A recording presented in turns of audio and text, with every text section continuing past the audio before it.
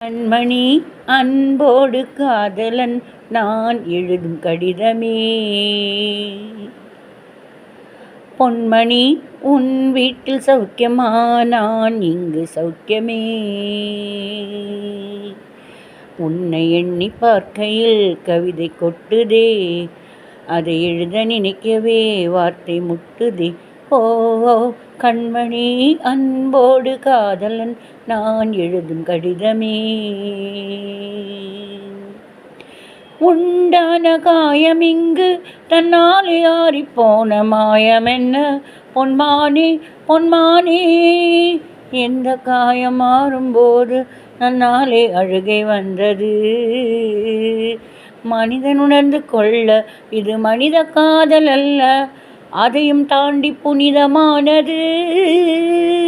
அபிராமியே தாலாட்டும் சாமியே, நான் தானே தெரியுமா?